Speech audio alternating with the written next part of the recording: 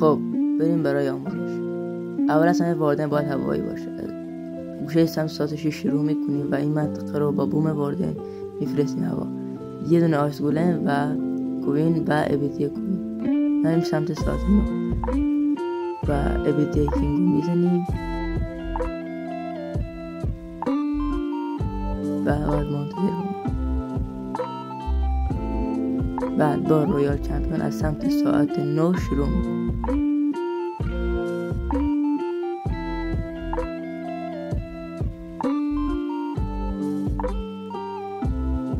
بعد با اسپل سم نیروهای گلنکستر رو نابود میکنیم.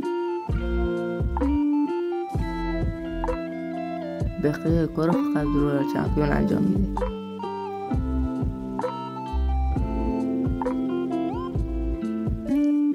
کینگ هم قسمت رو تمیز میکنه.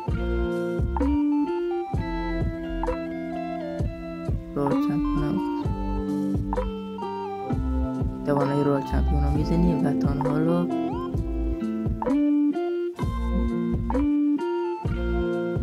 اسپل یخ میندازیم روی تانها.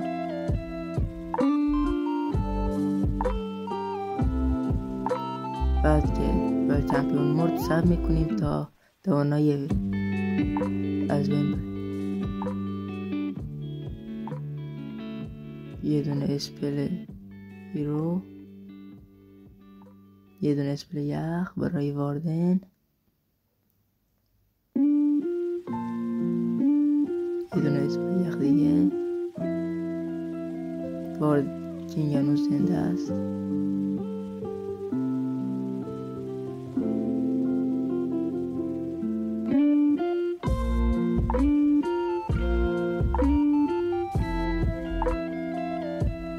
یه دونه اسپل یخ دیگه.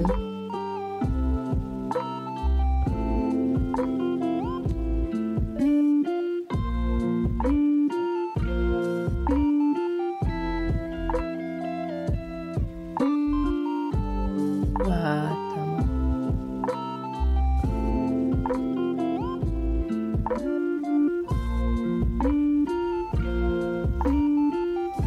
فقط باید سریع عمل کنید چون این وقت کم.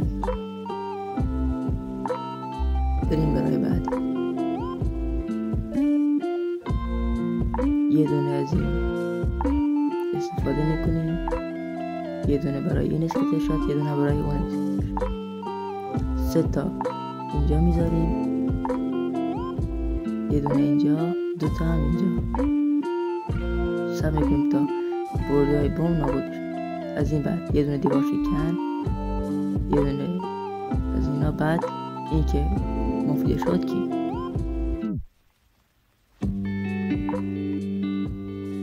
سب میکنیم از بین برن. حالا 2 تا از اینا، 3 تا هانتر